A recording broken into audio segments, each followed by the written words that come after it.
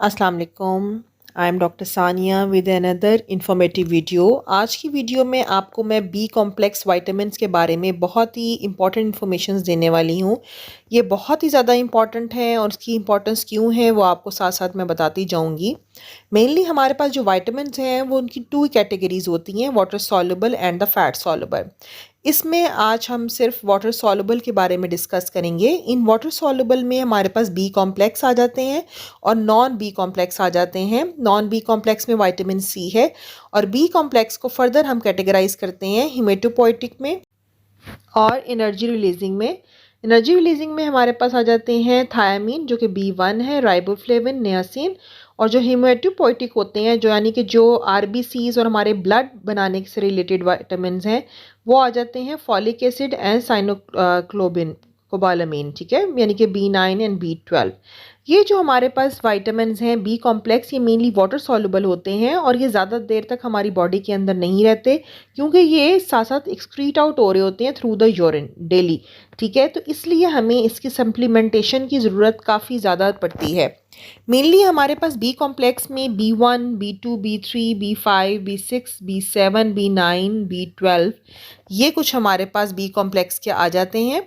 और इनको अगर हम बाय नेम देखें तो B one is thiamine, then riboflavin, niacin, pantothenic acid, pyridoxine, biotin, folic acid and cobalamin. Folic acid का नाम तो बहुत से लोगों ने सुना होगा, साथ ही बायोटिन का नाम तो आपको पता ही है क्योंकि बायोटिन नेल और हेयर्स के लिए जन्नत है, ठीक है। फॉलिक एसिड आपको पता है प्रेगनेंसी में कितनी ज़्यादा इंपॉर्टेंट है। और बाकी भी तमाम के तमाम जितने बी कॉम्प्लेक्स हैं इनकी अपनी ज़ाती बहुत ज़्यादा इंपॉर्टेंस है, ठीक है। तो इसलिए हमें हर एक का अगर मैं फंक्शन उसकी डिटेल बताना शुरू हो जाऊँ तो फिर तो बहुत ज़्यादा हमारा टाइम लग जाएगा, लेकिन मैं चाहूँगी कि मेन जो सेलिएंट फीचर्स हैं इन सब के मैं आपको ज़रूर बताऊं, इनकी डेफिशिएंसीज़ के बारे में ज़रूर बताऊं और ये हमें किस तरह से इनकी डोजेज लेनी चाहिए उन सब के बारे में भी बताऊं। अब हम देख लेते हैं कि हमें इन सब के इंडिविजुअल फंक्शंस क्या होते हैं। जिस तरह विटामिन बी1 है ये मेनली कार्बोहाइड्रेट्स को एनर्जी में कन्वर्ट करता है हमारी बॉडी के अंदर, यानी कि एनर्जी प्रोड्यूसिंग है। देन विटामिन बी2 जो है ये हमारा इम्यून सिस्टम को बहुत ज़्यादा बूस्ट करता है, हमारी हेडेक्स को इम्प्रूव करता है। जो बी3 है जिसको नियासिन कहते हैं ये मेनली जो हार्मफुल कोलेस्ट्रॉल होता है एलडीएल उसको डिक्रीज़ करता है, ठीक है। उसके बाद हमारे पास आ जाती है बी5। बी5 मेनली हमारे पास एंटी स्ट्रेस में के तौर पे काम करता है। जो बी6 है वो मेनली जो हमारी विजन है इसको इम्प्रूव करता है, ब्रेन हेल्थ के लिए नहायत ही अच्छा है। विटामिन बी7 जैसे कि मैंने आपको बताया कि बायोटिन है, स्किन हेयर नेल्स के लिए नहायत ही अच्छा है और ब्लड शुगर को भी इम्प्रूव करता है।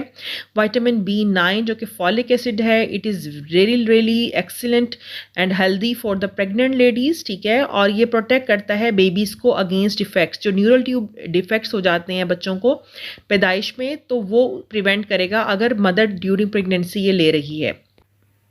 बी12 जिसको हम कोबालामीन कहते हैं ये भी बहुत ही इंपॉर्टेंट है रेड ब्लड सेल्स बनाने में और ये मेनली जो डीएनए है और जो हमारे नॉर्मल नर्व फंक्शंस हैं उनके लिए बहुत इंपॉर्टेंट है।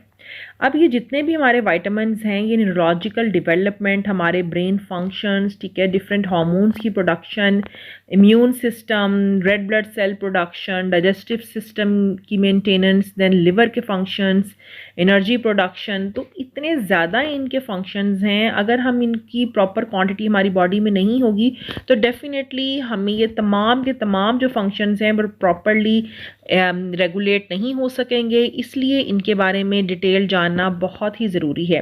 ये मेनली कब लेने चाहिए in the form of supplementation. Mainly अगर आपकी एज 50 या ओल्डर है, आप प्रेग्नेंट हैं या आपको कोई क्रॉनिक हेल्थ कंडीशन चल रही है या आप कुछ ख़ास किस्म की मेडिसिन्स ले रहे हैं या फिर आप एक ऐसी डाइट ले रहे हैं जिसमें आप गोश्त का इस्तेमाल नहीं कर रहे यानी कि मीट नहीं ले रहे, क्योंकि ये मेनली जो बी कॉम्प्लेक्स है ये आपको मीट में मिलता है। बी कॉम्प्लेक्स हमारी सेल हेल्थ और ब्लड सेल्स के लिए तो नहायत ही अच्छा है, तो इसलिए हमें पता होना चाहिए कि मेनली इनकी डोजेज क्या होती है जो कि हर विटामिन की हमें लेनी चाहिए, मेल और फीमेल की अलग अलग से। मैंने ये जो चार्ट आपको डिस्प्ले में नज़र आ रहा होगा इसमें तमाम डोजेज लिखी हुई हैं जो कि पर डे के हिसाब से रिक्वायर्ड होती हैं। और अगर स्पेसिफ़िकली वुमेंस के लिए देखा जाए तो वो कुछ इस तरह से डोजेज चाहिए होती हैं। मेनली मिलीग्राम या माइक्रोग्राम काफ़ी स्मॉलर अमाउंट में चाहिए होती हैं, लेकिन ये नहायत ही इंपॉर्टेंट है क्योंकि फ़ीमेल्स में खून की कमी वाज़ेह पाई जाती है। अब कौन से गुड सोर्सेज हैं हमारे पास विटामिन बी के? मेनली B1 को देखा जाए तो ये जो दालें वगैरह होती हैं, लेंटिन्स बाहर से मिलते हैं। B2 जो है वो लिवर में बहुत होता है, यानी कलेजी वगैरह में। देन B3 जो सैल्मन फ़िश है उसके अंदर होता है। B5 आपको एग्स के थ्रू मिल जाता है। B6 आपको फ़िश में मिलेगा। B7 आपको एवोकेडो से मिलता है। B12 आपको मेनली जो डेयरी प्रोडक्ट्स होती हैं, दूध, दही, इन सब से मिलता है। और जो फोलेट होता है वो एस्परगिस से मिलता है। तमाम जितने भी हमारे पास विटामिन्स हैं, इन तमाम के स्पेशल सोर्सेज भी हैं, फंक्शंस भी हैं। मेनली जो हमारी हेल्दी डाइट है, मीट है, फ्रूट्स हैं, उन सब से हमें बी कॉम्प्लेक्स मिल जाता है। Mainly fish, beef, liver, chicken, eggs and dairy, oats, beans, spinach, bananas, nuts and seeds, और जो मिल्क है हमारे पास। अब अगर फॉर एग्जांपल कुछ लोगों को फीचर्स ऐसे आ रहे हैं, साइन एंड सिम्टम्स, जिनमें उनको थकावट हो रही है, कन्फ्यूजन हो रही है, ब्रेन बिल्कुल फॉगी सा हुआ हुआ है, ठीक है, रैशेस हैं, मेंटली अपसेट हैं, उनको क्रैक्स आ रहे हैं, स्केल्स आ रहे हैं around the mouth and lips, weakness है, एनीमिया है, नोज़िया की कंडीशन है, ठीक है, इसके अलावा कुछ मेंटल हेल्थ की कंडीशंस आ रही हैं, चेंजेस आ रही हैं, डिप्रेशन, एंजाइटी और इरिटेबिलिटी काफ़ी ज़्यादा हो रही है, तो उनको डेफिनेटली सोचना चाहिए कि उनमें बी विटामिन्स की डेफिशिएंसी तो नहीं है। और कुछ अगर ये डेफिशिएंसीज को ट्रीट ना किया जाए तो ये काफ़ी ज़्यादा वर्स हो सकती हैं और एनीमिया की तरफ ले जा सकती हैं, डाइजेस्टिव इश्यूज़ की तरफ ले जा सकती हैं, स्किन कंडीशंस हमारी पुअर हो सकती हैं, इन्फेक्शंस हो सकते हैं, और साथ ही साथ पेरिफेरल न्यूरोपैथी हो जाती है, जिसकी वजह से हमारी डिफरेंट जो नर्व्स रिलेटेड इश्यूज़ हैं वो क्रिएट होना शुरू हो जाते हैं, जो मेनली ओल्डर एजेस में आते हैं। तो इसलिए बी कॉम्प्लेक्स के अपने लेवल्स और इन साइन एंड सिम्टम्स के बारे में हमें पता होना चाहिए, ताकि हम टाइमली इनका क्योर कर सकें और ले सकें। कुछ ऐसी डिजीज़ होती हैं जो कि विटामिन बी अगर हम ले भी रहे हैं, ये तमाम फ्रूट्स और मीट हम खा भी रहे हैं, लेकिन फिर भी वो बी कॉम्प्लेक्स की जो एब्जॉर्प्शन है उसको कम कर देती हैं। जिस तरह से सीलिक डिजीज़ हो गई, HIV है, क्रॉन्स डिजीज़ है, अल्कोहल का अगर यूज़ है, किडनी की कोई कंडीशन है, रूमेटॉइड आर्थराइटिस है, ठीक है, इरिटेबल बाउल डिजीज़ है, तो इस वजह से भी डेफिशिएंसी हो जाती है। अब विटामिन B12 के जो रिच फूड्स हैं वो क्यों जानना ज़रूरी हैं, क्योंकि ये बहुत ही ज़्यादा नर्व से रिलेटेड इश्यूज़ क्रिएट हो जाते हैं अगर इसकी डेफिशिएंसी हो जाए। B12 आपको मेनली डेयरी प्रोडक्ट्स, फ़िश वगैरह और नट्स और मीट्स एंड एग्स, इन सब से मिलता है, और ये आपकी जो नर्व्स रिलेटेड जो डिसऑर्डर्स हैं उनको ट्रीट करने में बहुत ही इंपॉर्टेंट पार्ट प्ले करेगा। जो भी इरिटेबिलिटी, डिप्रेशन वगैरह की तमाम कंडीशंस हो रही होती हैं वो मेनली विटामिन B12 की डेफिशिएंसी की वजह से हो रही होती हैं। तो इसलिए अगर किसी को ये फीचर्स आ रहे हैं तो उसने इग्नोर नहीं करना, बल्कि ये सोचना है कहीं उसको विटामिन B12 की डेफिशिएंसी तो नहीं है और वो ये फ्रूट्स ले रहा है या नहीं।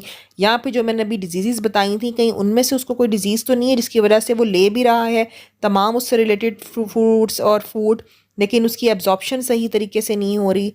तो ये इन बातों के बारे में जानना बहुत ज़रूरी है। आई होप आपको मेरी वीडियो समझ में आई होगी। नेक्स्ट के लिए अल्लाह हाफिज़।